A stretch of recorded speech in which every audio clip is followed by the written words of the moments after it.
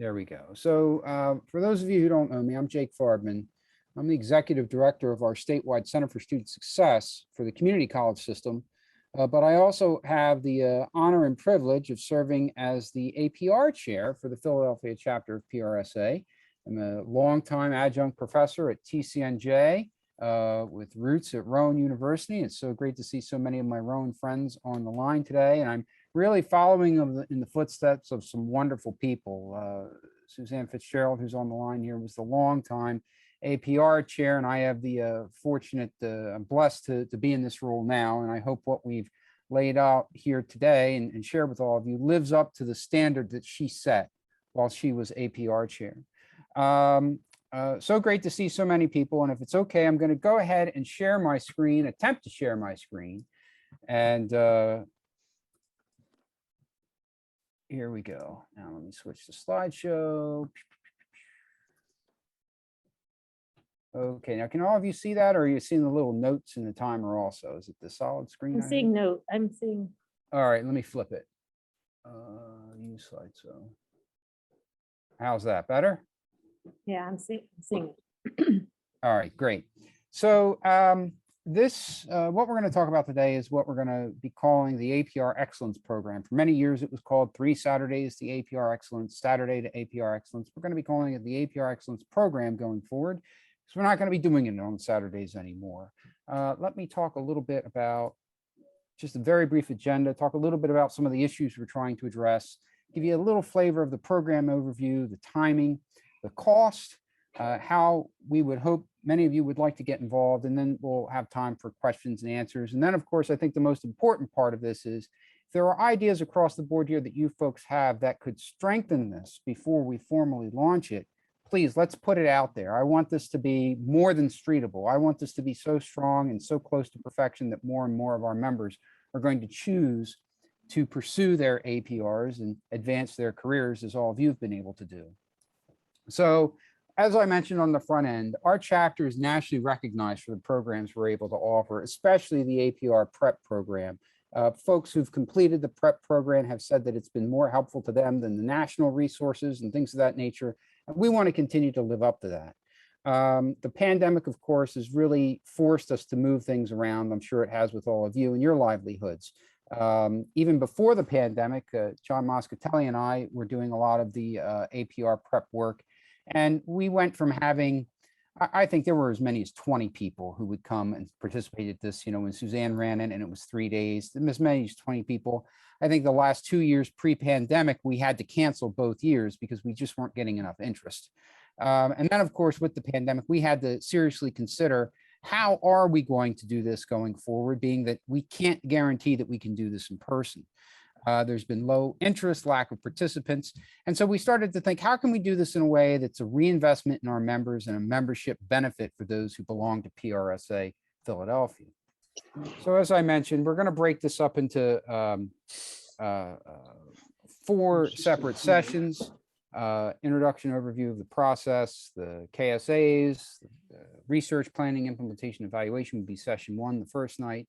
Second night would be ethics and law, managing issues and crisis communication. Session 3 would be leading the public relations function and managing relationships. Session 4, super loud. Session 4 would be prepping the readiness review and computer-based exam. I have to ask people to mute if you're not talking right now. All right, thanks. Okay, so the idea is that all of these materials will be made available via document sharing service to participants. So whether that's the recordings of the sessions, supporting PowerPoints, other materials as we've done in the past, made it available to folks who sign up.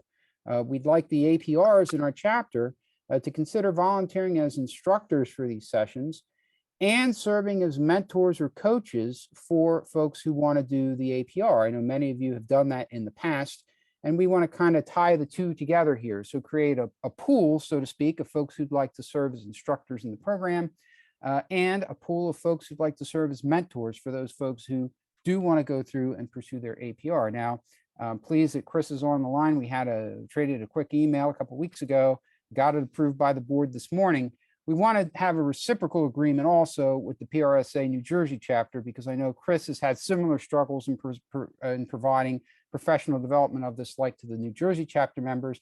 I think we can work together on this. I think it'll increase the number of folks who attend because it's available to both the Philadelphia chapter and the New Jersey chapter. And a lot of our Philadelphia members are joint members. They're also members of the New Jersey chapter. Would love that, Jake. Yeah. For the participants, and thank you, Chris, for agreeing to do that with us. For the participants, we want to give them the flexibility to attend one of the sessions, some of the sessions, or all of the sessions. So as I mentioned, as far as timing, we're looking at launching these on Thursdays, starting October 14th and running to November 4th. Do them in the evening after work hours, 6 to 8 p.m. Again, some of them will probably last the full 2 hours. Some of them will be shorter than that. As far as cost, and I think this is the one thing that I think will be helpful to our chapter members, since we don't have to worry about food and overhead and things of that nature, since we're doing this virtually, we want this to be a membership benefit. If you're a member of the Philadelphia chapter or the New Jersey chapter, this is free, absolutely free. You just have to invest the time in it.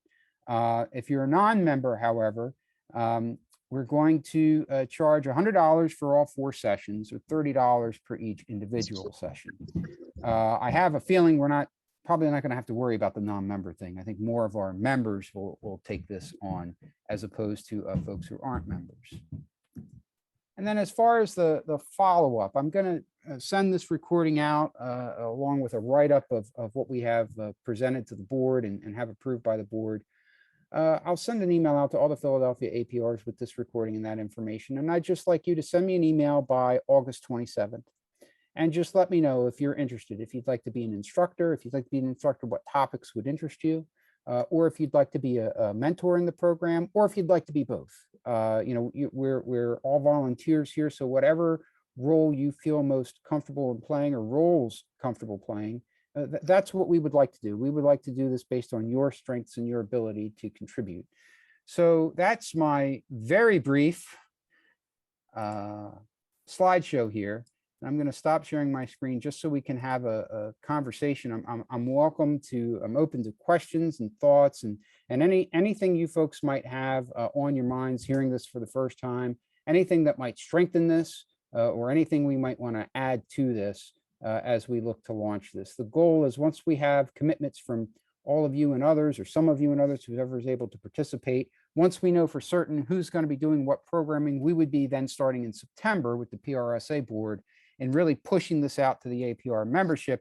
And Chris, we can share all of those materials with you so you can do the same with the New Jersey chapter.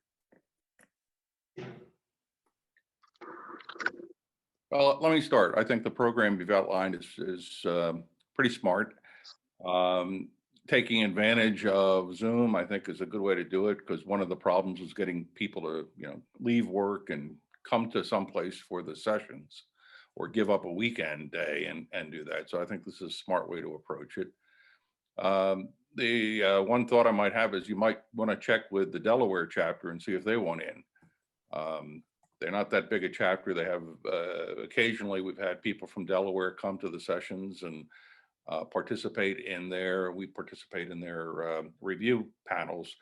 There aren't that many, but they might be interested in playing along. That's a great idea, and I will reach out to the APR chair there. That's a great idea, John. And I've got I don't think I'm speaking. I've got some of the board members on the line here today. They were very supportive of this, very supportive in reaching out to the New Jersey chapter and doing this in a partnership, collaborative way. So I will get confident I will get no pushback in expanding this to the Delaware chapter as well if they want to play ball with us. Hey, Jake. Go ahead, Suzanne. Go ahead. Oh, thanks, Mike. I was going to echo, that was my exact thought. What John said was call Delaware, because as he knows, and I know, we've done a lot of review panels where they've just begged us because they didn't have enough people to be on their review panel to review a new APR. So I think, having this Delaware Valley region group together and try to support this would be great.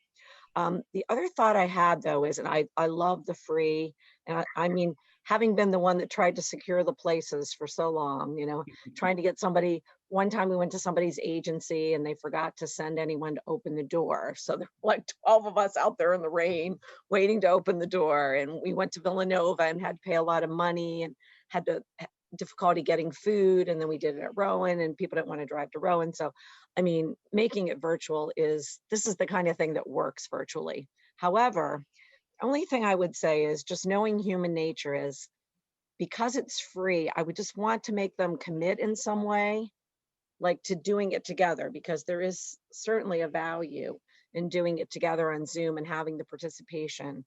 So, I mean, I'm saying if it's free and you can come when you want to, I feel like we have to do, does anybody agree with me? I feel like we have to do something to make them say, I'm committing to 2 of the 4, I'm committing to 3 of the 4. So that we have a, so we know who we're doing this for and how it could work. Might sound cheesy, but maybe, charge them 75 instead of the 100 and tell them they get a rebate if they attend all 4. That's a great idea. I just want their commitment. And if there's no output, there's no commitment. It just seems to me like we had trouble getting people to come when they already did pay for it. Mhm. So, Right. I have I have 2 thoughts, if I 1 can. cent. One, I want to piggyback on both of what you're saying, if I can.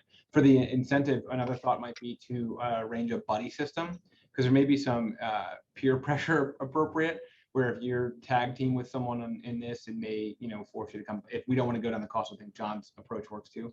If I go back to the Delaware idea for a second, we might want to start this with those 3 chapters, as this is, I think, takes off, and I think is a really good model, as it's already been said. Jake, would I know it may be worth in a virtual space like this, expanding it even further to the Mid-Atlantic District. From a district perspective, they used to hold a in-person boot camp in Harrisburg-ish, and then it was in Richmond for a while, and back to Harrisburg for a number of years. They obviously, and that was in person, and obviously they canceled that for the pandemic. I haven't heard any word of that coming back. I know the funding from PRSA National that paid for that boot camp is strapped, and this might be something, it may be a little too big for us at the moment, but there's like 9 chapters, but might be worth taking broader to the Mid-Atlantic District to promote it in all those chapters, since they don't have kind of an option like this anymore. They would point to for an APR advancement. So maybe they need baby steps, but I think that might be something, if this takes off and gets some inertia behind it, being that it's virtual, we can expand it a little bit further. I like that idea a lot. It solidifies our chapter's leadership in the Mid-Atlantic region if we were to do something like this. I like that idea a lot. Although I do agree with you. Let's do baby steps. Let's do the 3 regions first. I think that makes total sense. See Just how think it goes. a little bit down the road. I know that Yeah. I didn't hear any talk. I mean, I'm in the district, I'm the mid-pass chair, and so I haven't heard any talk of it coming back, the boot camp that they've had for a decade plus. So maybe that's something to look at next year. I just have a question. Michelle, can you hear me? I can, Michelle. Yeah. Okay. I have a question about if you're charging for it, which of those chapters does it go to? So if you're charging for participation, does it go to our chapter in Philadelphia? Does it go to another chapter? Does it depend on who the member is? I think that could get a little sticky. That was my only question. Yeah, I think the way initially I thought of this was, if you're a member, it's free.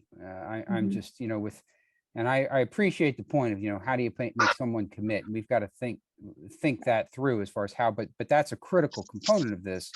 But with everything a lot of folks have been through, I feel like we have to do something for our members. And this could be that thing we could do for them to help them advance their career. I know that while the fee at the time, when we did this, when it was 3 days, when it was, all right, you're on mute. While it was free at the time, or excuse me, while there was a charge at the time, whether it was the 3 days or the 1 day, and it wasn't a substantial amount of money, it was, $100, $300, whatever it was. But for someone, if they're on the younger side and they're not as advanced in our careers as some of us were when we did the APR, that still is a lot of money. And this was never, as Suzanne said, this was never a revenue generator for PRSA. They never made money on this. We were lucky if we would break even between getting spaces and the food and, the supporting materials and everything.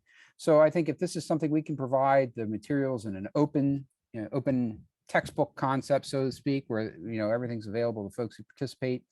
And that we can do this for free, then I think it will be well received. Now, as far as who would receive the money, well, it's the Philadelphia chapter. So if you're not a member of Philadelphia, New Jersey, or Delaware, and you're someone else, and then maybe next year, if we're able to expand it to Mid-Atlantic, if you're someone else, then we'll charge you. And the money would go to the Philadelphia chapter, and that would go directly into the bank, because it's not like there are any expenses related to this. So that's what I'm thinking. Unless Chris is going to vie for 50% of the money here. Yeah, no, I'm not concerned about that. I'm grateful for the opportunity to piggyback. I did have a question though, which is, I know since the the days of Suzanne's 3 Saturdays or Sundays, I can't remember, but since the days of those more intensive programs that we've offered as a chapter, PRSA has been pushing candidates to do the online study course. I think a few folks on this call have done the online study course. It's self-directed, it has pre-recorded modules. I haven't done it myself, though I know some candidates that have had success with that. And I think one of the questions we should be prepared to answer is, why, obviously there's no over preparation for this exam, much like reading the text. The more you can commit yourself to doing, the better a prospect you have of navigating the process. But I wonder if there's a competitive distinction, for lack of a better term, between what we're offering here and what the PRSA National offers, and if there's a way you'd like us to think about that when we start explaining it or promoting the concept. Yeah, that's a good point, Chris. I didn't think that far ahead, but I do, like you, we've had a few candidates who did the PRSA online, and they've gone through the whole rigmarole of doing their readiness reviews online and taking the course remotely via Proctor through the testing center. So I think the one distinction here, obviously, I mean, I hate to go back to cost, but one, I think if we were to make it a membership benefit, that it's free to our members, that I think that takes rank above anything else. And other things, and this is, of course, anecdotal feedback. I don't have a scientifically accurate survey to share with you, but I'm sure you've heard the same, and a lot of us on the line have heard the same. The programs that Suzanne, John, Tony Fulgenetti, and others were able to provide in person that were far more intense. I say intense in targeting the KSAs and helping people to understand how to take and pass the test, as opposed to how to do public relations, were far more valuable for those folks who did both, whether it was a regional prep program or a national prep program. Everyone has always told me, and I know Suzanne and John have shared with me, and Chris, you've shared with me, the stuff that we've done locally has been far more beneficial. Now, the challenge is, how do we create that similar sense of community via Zoom? Well, we're going to figure it out. This is the first time we're doing this. And I just, we haven't been able to provide an APR prep program for 2 years now. I think we had to cancel the last two, the one because of the pandemic and the one before that because of lack of interest. So we have to do, I hate to go to the point where we have to do something, but I think it's long overdue. I've received quite a few emails from folks who are in the process of getting their APRs. We're working on setting up readiness reviews. I'm reviewing their documents, things of that nature. And some have done the prep course. Some are trying to do it on their own, the national prep course. Some are trying to do it on their own. And I also think that the idea is about pipeline. For me, I'm thinking more about pipeline. If we can create this as a membership benefit, it becomes a pipeline for those who are joining PRSA, who are new to the field, whether they're changing careers or right out of college, so that they get this credential, so that it opens the doors of opportunity for them in the future. So I'm thinking more long-term as far as how we can get more of our members to get the APR, as opposed to, does this compete with the national program? Of course it competes with the national program. Yeah. I think what you said makes a ton of sense. It's nice to position this as an opportunity for people that are considering the APR, we could fold a module into, or an optional module in, about what the runway is to this APR process, because you will not enroll in the study guide unless you've already applied with the chapter nationally. I think another point, the notion of this mentorship aspect of it is a phenomenal one. That's something people hesitate to ask for, or don't always know they need. It's not something that accompanies, to my knowledge, the national course. And then lastly, there comes with this, though it's a bit intangible, an element of accountability, in that I know a lot of people that have signed up for the online course and maybe 2 modules in, and then froze up after that and never proceeded. So, you know, there's a better likelihood, either by virtue of the way we structure it, or whatever else, that someone will see it all the way through to fruition. So. Yeah, and I'm also focusing in on a word that Jake used, and that's community. And to me, that's also a very important distinction about the local chapter program, is that, the candidates going through it, they're going to form their own community, and different people have different learning styles. So for someone, the national program, particularly the self-directed, may not be as effective as having that, that commitment, that time commitment, and also that people commitment. And it's an opportunity to meet and network locally as well. Jake, I'm sorry to dominate here. I was just having No another apologies thought. necessary. I can't remember, besides me and Joe Basso, who ended up doing this, but this is just a really, for all of those that love PRSA National, bear with me a moment, but we actually went to, when National Conference came to Philadelphia, I got a call from the APR chair of PRSA, and she said, I'd like you to host, you need to find a place to host 12 readiness reviews. And then we need you to come for the day and to teach people how to do the readiness review. Well, what they didn't say is they were charging a fortune for 2 people. There were 2 days on the written exam, and then me and my panel did a morning on how to do the readiness review, and then we actually conducted. Gloria Barone gave us the Signet conference room, and I think we did 12 readiness reviews. So this is all to say that this is an incredible benefit that we would be offering our people for free, whereas Philadelphia or PRSA National charges a fortune for any of these courses. And so 2 points that the mentor, we could call them good mentors or good APRs or something, like they have good fellows. They have a good fellow that takes you through the fellow process and is a mentor. So if we could call it something cute or use the same concept, that would be good. But I just think the freeness, and maybe I'm absolutely wrong, Chris, you could correct me, but just the fact that we're offering this as a member benefit, that you don't have to pay any national organization $500 and then back out and then not pass your test.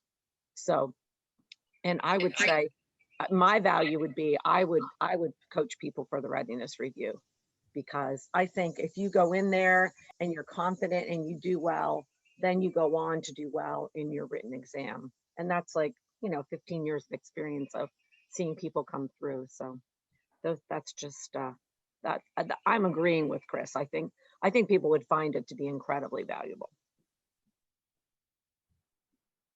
That's my ambition. That's my aspiration. I hope we can do that, because not just more than we all need to know, but not just with the APR program we haven't been able to offer.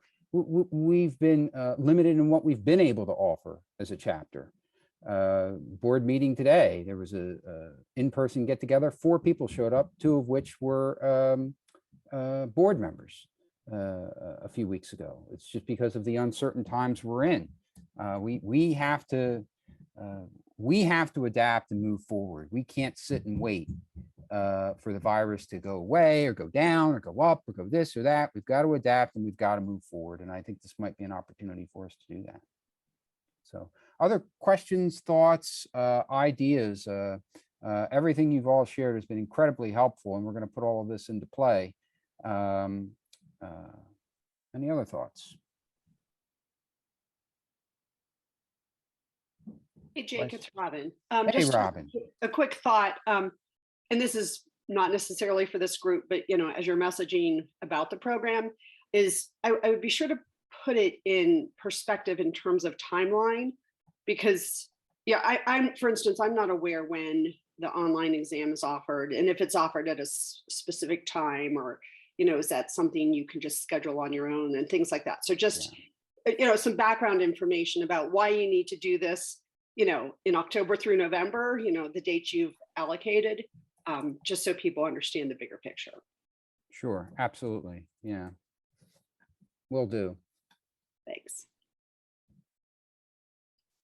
And I think in the past, and Suzanne, John, correct me if I'm wrong. I just can't remember. I'm using my own personal experience from 20 years ago when you folks got me through to get the APR. And my brain doesn't work that well anymore. I can't remember. Were people required to sign up for the test first and take the boot camp during the 1 year? No, Chris is shaking his head. Yeah, I didn't think so. I just remember sitting in on it before. I Yeah, remember most signing up people for it do the boot beforehand, camp yeah. first before they sign up. Yeah, so I think that would be the onboarding for this. Most people could sit through it and find out if it's for them, and then do and serve as an onboard to get more candidates through. I think there is a time limit though, Jake. Once you sign up It's to a take the year. oral and the written, you have to do It's it a within a year. certain time frame or Yeah. pay again.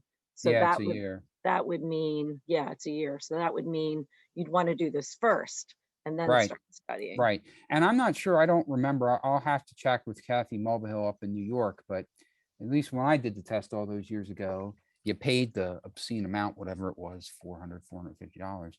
If you passed, you got like $200 back in the mail. You get a partial refund. I don't know if that's still the case or not. So I'll check with Kathy and see. Yeah, I think it's closer to 300 now, and then or possibly 400, but then they give about 100 back. Yeah. All right, that's Oh, good. I'm surprised they give it back. Did anybody on the call actually take the online training and pass the test? I'd be interested to know what it was like. I think Dara just did, but she had to leave. Dara did rather, and I think she just had to leave right now. But I can have her weigh in on that. I've had Curious. three of my recent New Jersey chapter folks all went through it, and they said it was valuable because it was structured around, I believe it's structured around the KSAs, each sort of module, but it's also self-guided. So you get the recordings and you can sort of access them on your own. It tracks alongside the study guide, which they just sent an updated version of the study guide a few months ago. So, my understanding is that it pretty closely teaches to the test, more so than what they've done in their past things. But as I said, it really is, it's not the gateway to pursuing the APR process. And what we've struggled with in our chapter is this notion of this really, people when they think about their APR, they feel like they are too junior to get their APR until immediately the switch flips and they feel they're too senior to get their APR. It's like some other day I'll think about that. Well, I don't need that anymore. There's like no perfect window of time in which people feel this is the right thing for them to do. And what we constantly try to find ways to do is to broaden their understanding of it there, and also give them a sense of what the takeoff looks like to lead into this process. What's the pathway into it? And I think this sort of program could be a really good one. It's non-committal, less intensive, less scary way to do it. And as someone said earlier, builds around it a sense of community. So I'm psyched about it.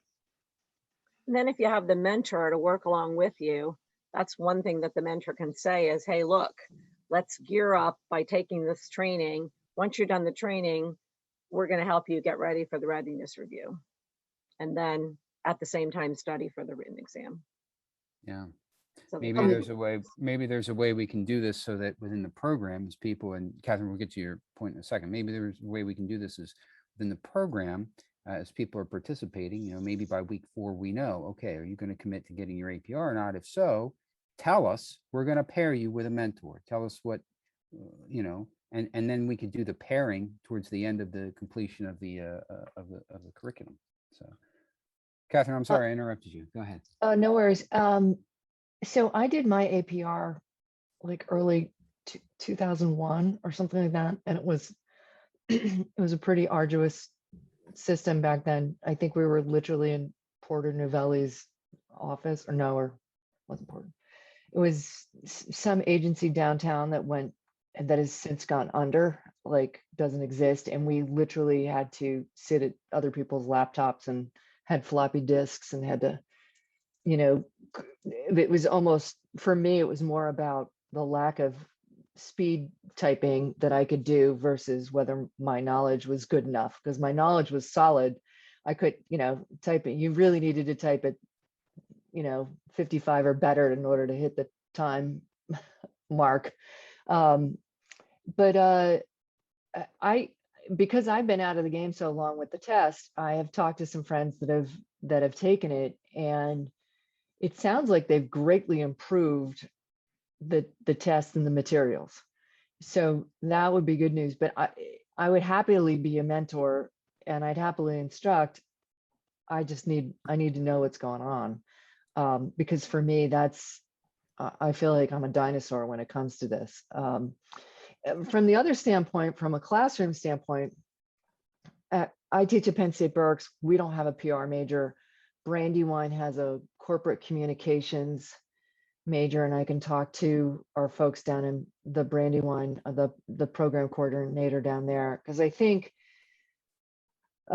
we used to have a chapter, and frankly, when the pandemic came along, it was like everything went out the window.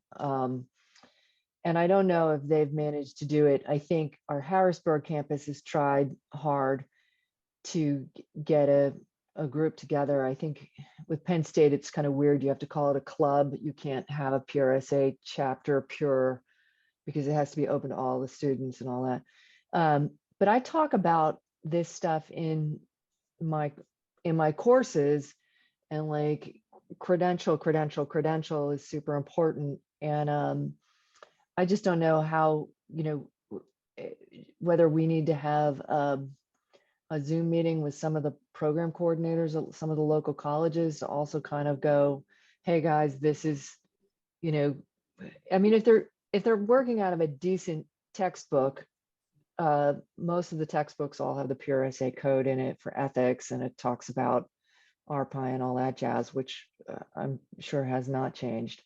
But I think part of that feeder program, getting the youngins thinking like, I need 5 years in, and then after that I can sit for the test. It's still 5 years, right? Yes. Kind of, sort of. It's Is it's not written anywhere anymore, but those of us, we say, you got to have a few years under your belt. Right. Absolutely. But anyhow, I mean, I think I don't know if, and what I loved about the Philly chapter, I actually sort of switched my affiliation for a year to Harrisburg. But the Philly chapter has great programming, and I used to drag my kids down there, get them up at 6, fill my car up full of them, drive them down to see the producer of Vice. When you guys had great programming, it was no big deal for us to, I mean, I could always find the money for the kids to go and come down there. So they get jonesed about it if there's cool programming, which I think Philly, in the before times, did a fantastic job of doing that. And I think that's what entices the young kids in the Philly area that, I know Greg brings them in from Klein and et cetera, and Rowan does too. So that's just my 2 cents on that. They're good ideas, as John Moscatelli, and I, a couple of points maybe to build on what Catherine was saying. One is we certainly could reach out to the various schools and talk to the coordinators. And the students, we might even want to consider giving some kind of a low cost or no cost access to the program to students in PR. if we want to build that bridge as they come into the profession, encourage them to study. As far as the mentors go, I think Catherine's point is well taken, that a lot of us have taken this thing a long time ago, and we're not really conversant with where they are today. And if we're going to have mentors sign up, we ought to have some kind of a training session, whether it's Zoom or in person, for the mentors, and and for people who are serving as reviewers or whatever. But at least the mentors should have some sense of where things really are today, and we're not training for the program that was 20 years ago. Yeah, we need to Catherine, train the trainer. And I'm glad you all brought that up, because it's not on the slides, but it definitely something we have to do. Once we have a sense as to who's signing up to do what, I'll then reach out and hold a series of meetings. So for the instructors, we'll have meetings via Zoom to talk about, okay, here are the KSAs. Like I said, we have the curriculum that John and Suzanne and others had put together over the years. It's a matter of just matching that to the current KSA sheet, and sharing that with all of the presenters, and talking them through of what the process is like today. But we should also, as you're both mentioning, we should have a similar meeting for the mentors. So the mentors have an understanding of what the readiness review process is now. I mean, now it's a coaching session. It's not, I'm going to ask you any question, and if you don't get it right, you're not going to take the test. You know, it's more of a mentor coaching session as opposed to, do you really know your stuff, and you better prove it if you want those letters after your name. It's radically different today. So I think we do need to have both of those, and we can have those sometime in September prior to program launch, well before program launch. We wouldn't want to do it the week before program launch. We'd want to do it well before, so that those who are volunteering as mentors, volunteering as instructors, have time to put their presentations together and gather their thoughts as to what it is they're going to share with their mentees throughout the program. So thank you for bringing that up. It's a great point. Okay. Any other questions, comments, concerns from this wonderful bunch? I'll even take rude remarks. No rude remarks. Oh, you're so kind. So, well, thank you all for being with us. We went a little over. Part of that's my fault on the technology end, but hey, technology is great when it works. It's great to see all of you. Thank you so much. I very much appreciate it. Look forward to hearing from you soon. And if you have any questions in the meantime, please just reach out. Happy to answer any questions you folks might have.